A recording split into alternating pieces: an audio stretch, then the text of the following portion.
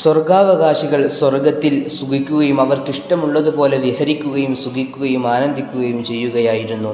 അപ്പോൾ മലക്കുകൾ വന്നിട്ട് അള്ളാഹുവിൻ്റെ മലക്കുകൾ അവരോട് ചോദിക്കുകയാണ്, അല്ലയോ സ്വർഗാവകാശികളെ, നിങ്ങൾ ഹിസാബ് കണ്ടിരുന്നോ? നിങ്ങൾ വിചാരണ കണ്ടിരുന്നോ?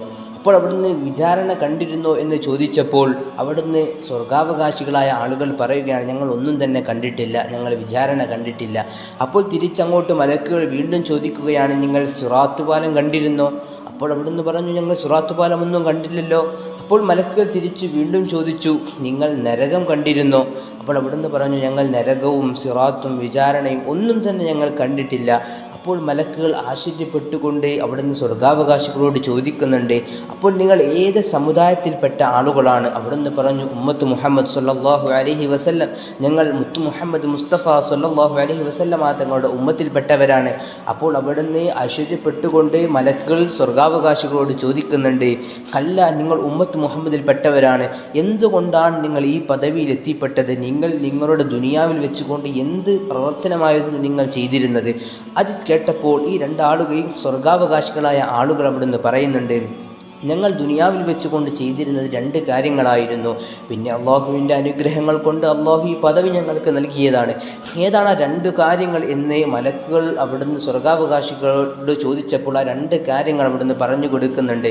ഞങ്ങൾ ദുനിയാവിൽ വെച്ച് ചെയ്ത രണ്ട് കാര്യം ഏതെന്ന് ചോദിച്ചാൽ, ഞങ്ങൾ ചെയ്തിരുന്ന രണ്ട് കാര്യം അത് ഞങ്ങൾക്ക് എന്ത് തന്നെ തന്നാലും തൃപ്തിപ്പെടുമായിരുന്നു. അള്ളാഹു എത്ര കുറച്ചാണോ ഞങ്ങൾക്ക് തരുന്നത് അതിൽ ഞങ്ങൾ തൃപ്തിപ്പെടുമായിരുന്നു. ഞങ്ങൾക്ക് ആപത്തുകൾ വരുമ്പോൾ ഞങ്ങളതിൽ തൃപ്തിപ്പെടുമായിരുന്നു. അള്ളാഹുവിൻ്റെ ഖലാ എന്തിനായിരുന്നോ ആ ഖലാഇൽ ഞങ്ങൾ തൃപ്തി അടയുമായിരുന്നു.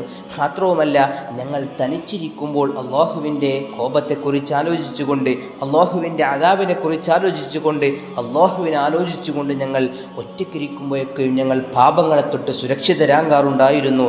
ഞങ്ങൾ ഒറ്റയ്ക്കിരിക്കുമ്പോൾ പിശാചിൻ്റെ ശല്യം വരാൻ സാധ്യതയുണ്ട്. അതുകൊണ്ട് അള്ളാഹുവിനെ ഞങ്ങൾ ആലോചിക്കുമായിരുന്നു എന്ന് ഈ സ്വർഗാവകാശികളായ ആളുകൾ പറയുന്നുണ്ട്. അതുകൊണ്ട് ഈ രണ്ടു കാര്യങ്ങൾ, ഒറ്റയ്ക്കിരിക്കുമ്പോൾ ശൈത്വാനിൻ്റെ ശല്യമുണ്ടാവുക, അതേ തൊട്ട് അള്ളാഹുവിനോട് കാവൽ ചോദിക്കുക, അതുപോലെ തന്നെ അള്ളാഹു എന്താണോ നമുക്ക് തന്നത്, എത്രയാണോ തന്നത്, എന്ത് പ്രതിസന്ധികളാണോ അള്ളാഹു തന്നത്, അതിലൊക്കെയും തൃപ്തിപ്പെട്ടുകൊണ്ട് അള്ളാഹു അതാണ് നമുക്ക് തന്നത് എന്ന് കരുതി തൃപ്തിയടയുക. അള്ളാഹു വലിയ വിജയം നൽകുമെന്ന് ഈ പാഠത്തിലൂടെ നമുക്ക് മനസ്സിലാക്കാൻ സാധിക്കും. അള്ളാഹു തൗഫീക്ക് നൽകി അനുഗ്രഹിക്കട്ടെ.